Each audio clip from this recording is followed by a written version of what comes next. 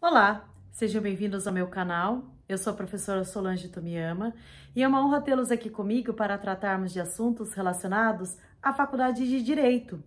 Hoje, nós vamos abordar a evolução da Lei Maria da Penha na prática. O objetivo desse vídeo não é fazer uma abordagem tradicional da lei em relação a conceitos, características, natureza jurídica ou até princípios.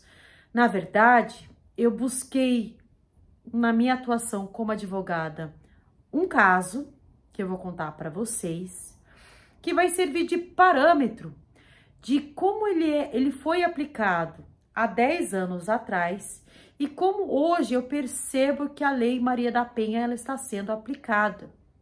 Então, para traçar essa evolução e até mesmo, ao final, poder contar para vocês como está a vida dessa minha cliente após 10 anos de ter sobrevivido a uma violência doméstica. Então, para começar, é necessário traçar uma noção, mesmo que superficial, da Lei 11.340 de 2006, a chamada Lei Maria da Penha. Ela recebe esse nome em homenagem à dona Maria da Penha Maia Fernandes, uma farmacêutica que durante anos ela sofreu violência doméstica do ex-marido. E em 1983, ele tentou tirar a vida dela, atirando com uma espingarda nas suas costas e a deixando paraplégica. E aí, não o suficiente a sua crueldade, o ex-marido dela ainda tentou matá-la, eletrocutando o seu corpo, mas ela sobreviveu. E mais forte do que nunca, ela acompanhou o processo que apurou a conduta e finalmente condenou o marido. Só que esse processo que começou em 1984, ele só terminou 15 anos depois. Essa demora, essa sensação de impunidade e até mesmo de injustiça, ela foi aflorando na dona Maria da Penha a necessidade de uma reformulação da lei, uma necessidade de uma criação de uma lei específica para proteger as mulheres contra essa violência praticada dentro de casa. E não apenas esses crimes tratados de acordo com os crimes comuns abordados no Código Penal, como lesão corporal ou até mesmo homicídio. Na verdade, a prática desses atos criminosos de lesão corporal, eles são agravados justamente quando praticados dentro de casa. Então, pensando nisso, a dona Maria da Penha procurou o Congresso Nacional para que fosse transformado em lei. Ela não obteve sucesso, mas ela não se rendeu. Ela foi atrás da Corte Interamericana de Direitos Humanos. Ela fez uma denúncia contra o Brasil, dizendo que ele não estava fazendo nada para proteger a mulher nem a violência doméstica. A comissão, ela fez pedidos reiterados ao Brasil para que desse respostas ou explicações por que não fazia lei.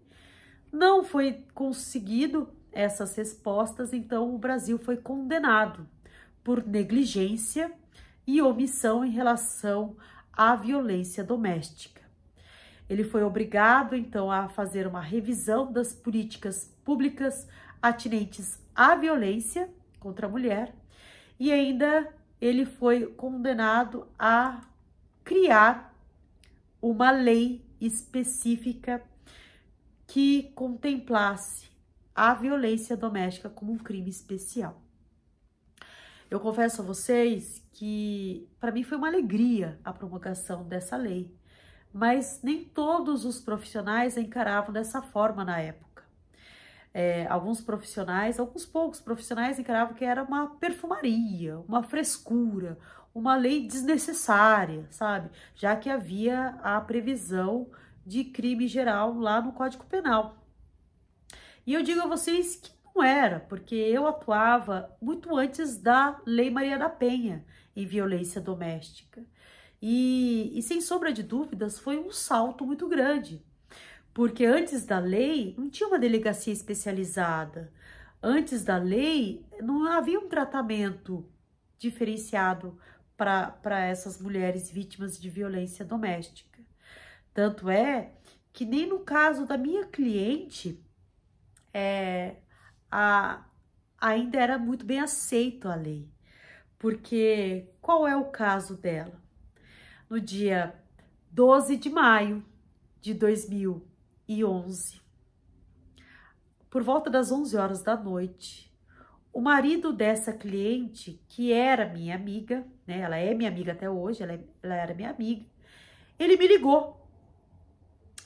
E eu tava me preparando para dormir, mas eu atendi o telefone e falei, oi, tudo bem?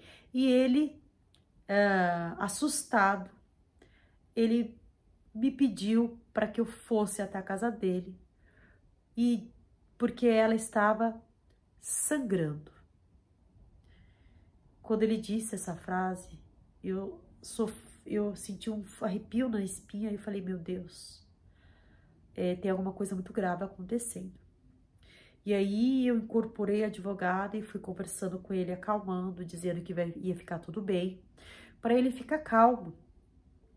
E eu trocando de roupa, já me preparando, cheguei na casa dela quase em 5 minutos. E quando ele abriu a porta, ele já veio logo na defensiva dizendo, olha, foi ela que caiu, tá? Porque ela provocou. Olha só, ela me arranhou e mostrava todos os arranhados. E ela falou assim, eu só me defendi, porque ela era uma louca. Você não sabe o que ela fez. Olha aqui, ela destruiu a casa. Ela maltratou a minha mãe. A culpa é toda dela. E eu, sabendo como é que é um agressor, eu fui deixando ele falar e fui procurando essa minha amiga. E eu subir as escadas, eu comecei a me deparar com uma cena de horror. Era sangue para tudo quanto é lado. Era sangue na parede, porque ela deve ter tentado levantar. Era sangue na coberta, porque estava lá no quarto. Era um rastro de sangue, porque ela provavelmente deve ter se arrastado, sangrando até o banheiro. Então eu bati na porta e pedi para entrar, porque eu já imaginava que ela já estava morta, de tanto sangue que eu vi. E na verdade ela estava debaixo do chuveiro. E eu pensei, nossa, por que ela tá debaixo do chuveiro? Ela é médica. E não pensem vocês que violência doméstica acontece só com um estereótipo de pessoa, quer dizer, mulher pobre, sem instrução. A violência doméstica pode acontecer com qualquer pessoa. Inclusive com essa minha amiga. E aí eu falei pra ela, falei assim, olha, vamos embora, eu preciso te levar no médico. E ela falou assim, não, ele vai destruir a minha vida, ele falou que vai acabar comigo, que vai tirar tudo de mim. Ele falou que vai me abandonar, que ninguém me quer mais. E ela chorando, mas ela não percebeu que ela tinha um corte enorme na cabeça. E aí eu tirei a foto do corte, que o corte era mais ou menos uns 10 centímetros. E falei pra ela que eu estava vendo o cérebro dela.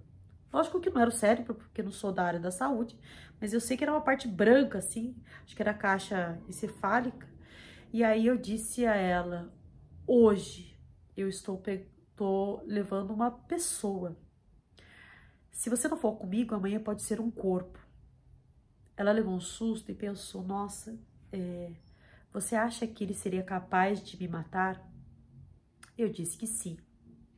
Então, ela resolveu me ouvir e me acompanhar até o hospital. Quando a gente abriu a porta do banheiro, ele estava transformado.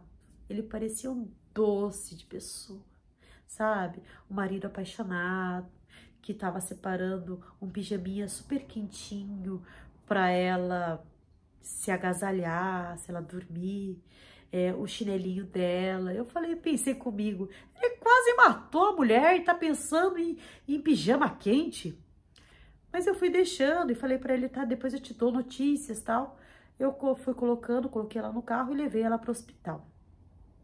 Chegando no hospital, como ela é médica e ela trabalhava no hospital, a gente não podia dizer que ela tinha sofrido violência doméstica, porque ela já estava envergonhada naquela situação. Então a gente inventou uma desculpa, ela tomou 6 pontos na cabeça e eu a levei para minha casa.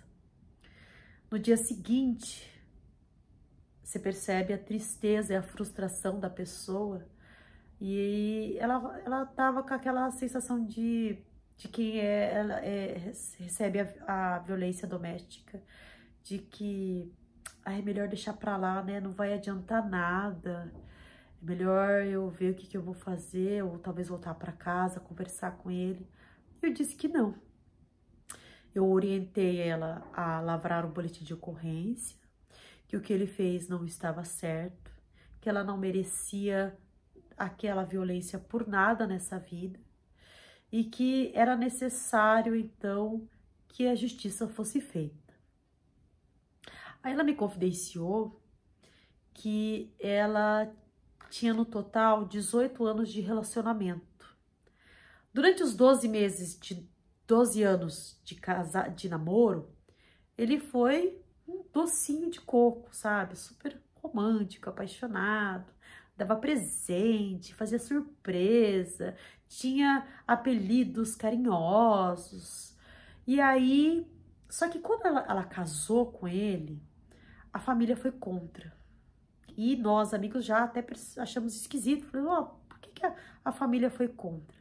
Porque o pai dessa moça já tinha percebido algo errado no rapaz. Mas ela insistiu, casou, e ela me disse que depois de 6 meses de casado, ele começou a espancá-la. Só que ela não contava isso pra ninguém, ela nunca contou isso pra gente.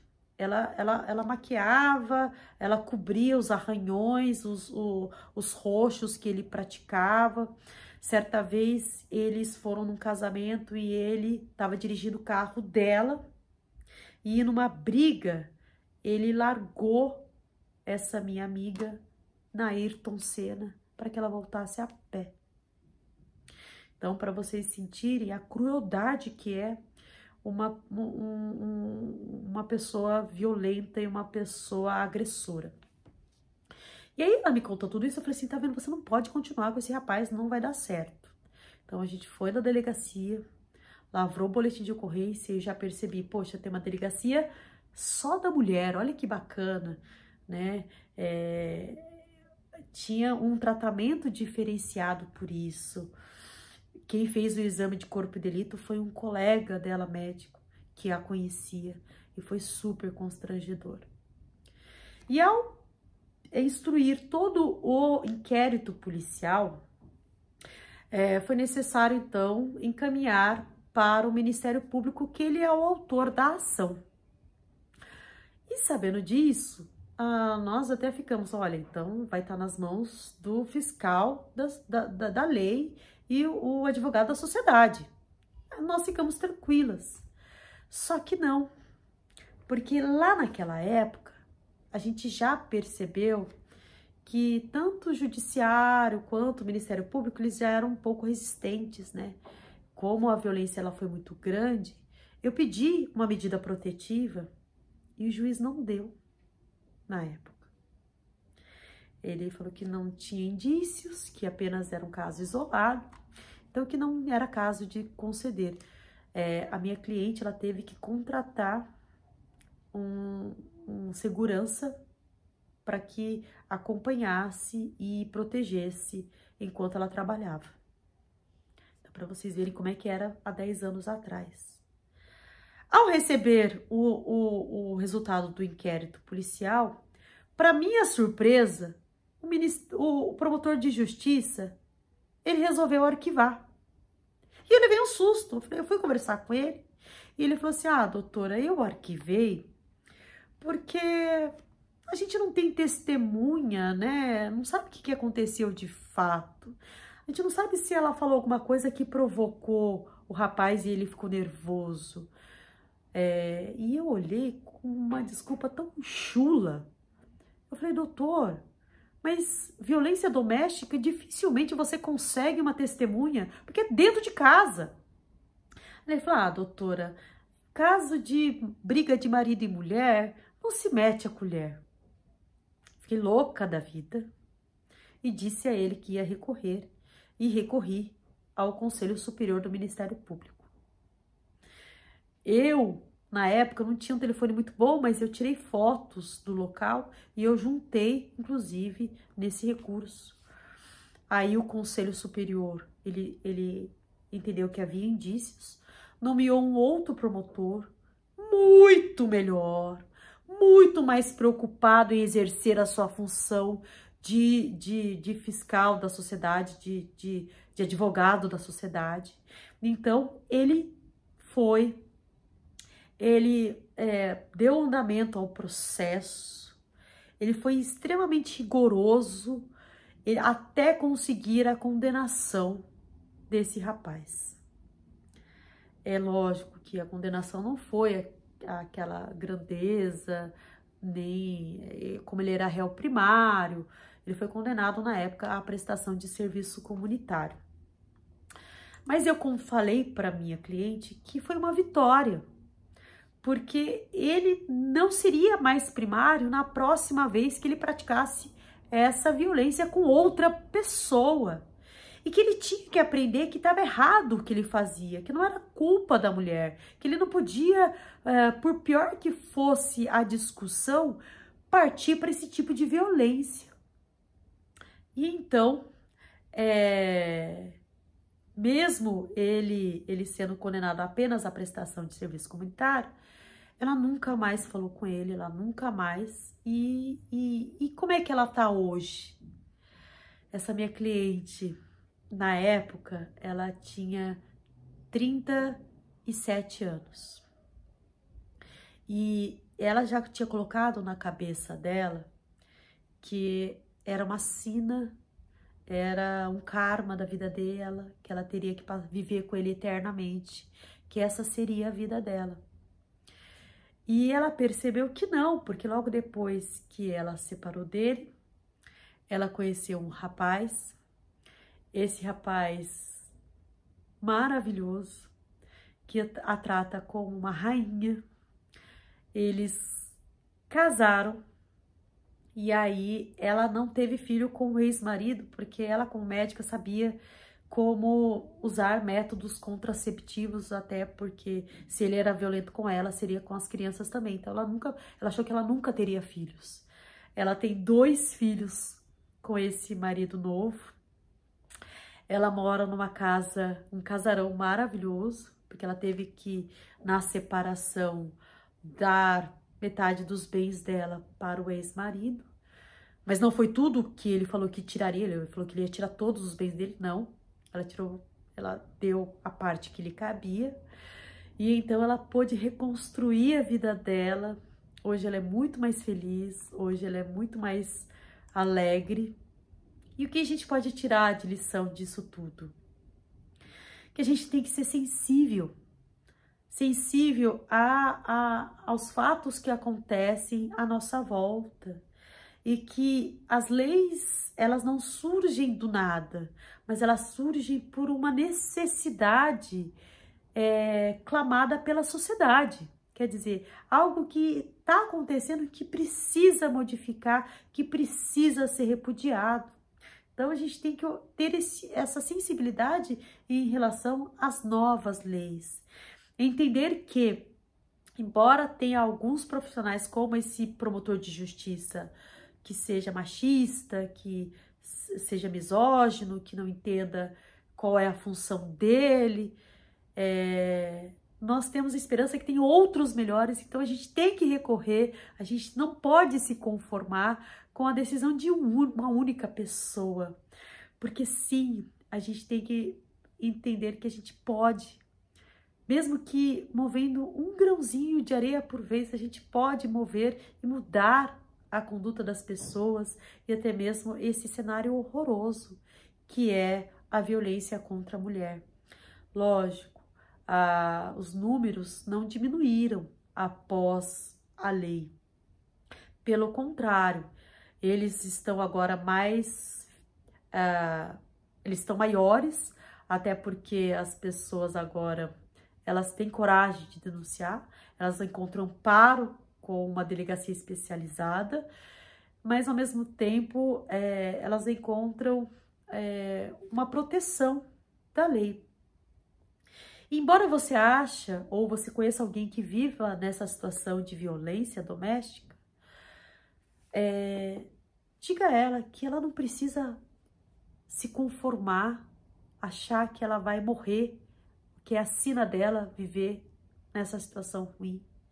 Ela tem o direito de mudar, ela tem o direito de correr atrás por uma vida melhor. Olha, minha cliente, ela tem outra vida, ela reconstruiu a vida dela e hoje ela é muito feliz.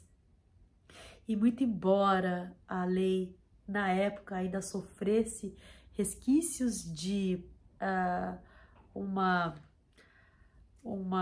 machismo e até mesmo um preconceito, hoje nós já percebemos que medidas protetivas já estão sendo concedidas com mais habitualidade.